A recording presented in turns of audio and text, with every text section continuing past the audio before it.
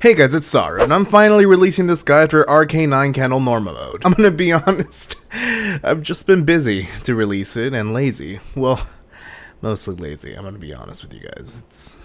Quite frankly, I've just been lazy. So we're gonna get into it, and a special shout out and thanks to those who supported my last video, the Ultimate Enchanting Guide for TERA Console, which made its way to the TERA Console launcher, and the video is popping off in its own way, and I'm really excited about that. So thank you and much love to everyone for that specific video. So let's get started! Oh god! So Venturon. Now there are very few mechanics with this boss, because it's mostly a DPS check like RK-9, which is the last boss, but that's all you need to know really. So let's get started with the Gear Crash. Now these aren't really mechanics, but I thought I would share them with you anyways. He'll put his gears to the side like so and slap the tank. Now the tank will need to iframe this, as this attack cannot be blocked if the tank is stunned by it. That's right, Squishy Wolf, if the tank is stunned, then he'll probably follow up with the attack by spinning around with those same gears, and you'll lose a lot of health. Now this spinning attack can be blocked and iframed, so healers you'll need to know to cleanse the tank just in case that clap gets him. And if the healer is not available, you can use a cleansing brooch or a quatrefoil. Now the second thing is he will attack in a 5-way rotation. It's pretty clear on the ground where it will hit. It doesn't do that much damage, but you can also iframe these but not block them. Now usually almost always after this attack, he'll follow up with a vacuum attack. Essentially, this boss will create a lightning underneath him and pull players. The way that I can deal with this personally is that I look at his head, and just before it goes low, you iframe. So if players get sucked in, you want to escape as fast as possible, because if you don't do this, you'll basically die. Now sometimes this attack will come in after the bombs mechanic, which I'm about to mention, but I just thought I'd let you guys know. So with the bombs themselves, the bombs will spawn around the map, and you'll need to destroy these bombs quickly. There are a timer which you can see on the ground filling up slowly in a circle. Now after 50%, 2 bombs will spawn instead. Now these bombs, once they explode, they will cause a bleed debuff which cannot be cleansed, and if both explode, you'll get a stacked bleed. You'll also get a slow debuff, which means you'll walk slowly. So as I said, sometimes it'll go hand in hand with the vacuum mechanic, so you want to break these bombs pretty quickly, because if you don't, there's a chance that they'll explode while you're getting sucked in and you just die. Now for normal mode only, if you fail to break these bombs and you feel like, oh god, they're not gonna actually be broken, you can just easily jump off the map right before they do explode to avoid the explosion altogether. But that's only for normal mode. Lastly is the threat level mechanic. Now the boss will shoot crazy missiles into the sky 4 times. After the 4th one, what I do is I count to 3 seconds and then jump. I usually go 1,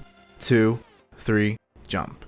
Sort of like that. It's almost following the same rhythm of the missile explosions that you just heard. Now if you jump too fast, you'll probably die because you'll land and the missiles will land on you. If you jump too slow, the missiles will probably land on you before you jump and you'll die. So you just count the 4 explosions and then jump after 2 or 3 seconds. That's it. Now Hexapleon, which sounds like a Pokemon. The only thing you really need to keep your eyes on are the pillars that are going down to smack you. If you get hit, you will die, and there are a couple of safe zones almost in between them that you can actually notice once they go down, but that's the major thing you actually really need to know about this boss. So the main mechanic you need to know is after he says, "Defect detected, activating defect elimination." Now whenever a player gets a purple aggro ring underneath them, the player will aim at them and spawn a sphere underneath them. Now the sphere will drop and have a small AoE around it. That AoE hurts like a motherfucker. Now right after that, the boss will create a donut AoE, which means you're safe further outside or in the middle underneath him, and the sphere will explode, also shooting out lasers in a 4-way laser line. Now as you place these spheres, you'll actually notice where the lines are, but one line will always aim at the boss, so just keep that in mind, as it may kill you and it may wipe your party if you're in the wrong position. Now when he says shutting down area, just simply get away from him. That's basically it. That's all you gotta do. The rest is basically just stay away from the red. And lastly, RK-9. So the first 2 things that I'm going to mention aren't necessarily mechanics, but they're good to note. Now when RK-9 slaps his hands twice like he's ready for that booty, he's gonna slap the ground and do the S-bomb. So simply just get out of the way when he starts to clap his hands and ready to clap for your death. Now whenever he selects a random player with a purple aggro ring, you just need to pay attention to that sign and escape to a non-red location as fast as possible. That's basically it. Almost always it's for a ranged player, but it can happen to anyone. Now mechanically, when he says protection protocol. Now for me, it's usually at 80%, 50%, and 20%, but that may change on your experience. I'm not sure if it's on a timer. For me, it's been on that, but all you need to know really for this is that it's called protection protocol. You need to break the shield. If you don't break it, it's a wipe. Similar to Shadow Sanguinary's first boss, where you need to get behind him or whatever and just break his shield, or else it's a wipe. So I recommend saving your most powerful attacks for this moment, or your quatrefoil or adrenaline rush if you're a lancer. Now the last mechanic is when he says outer area not verified or outer area verified. So if you see him say not verified, you want to get away from him. If it says verified, you want to go underneath him, and if you get hit by the verified one, you'll get a bleed debuff, and that cannot be cleansed. Now both attacks can be iframed when he does it. And that's it, that's RK-9 normal mode. If that helped, click that gorgeous thumbs up button, and if it didn't, then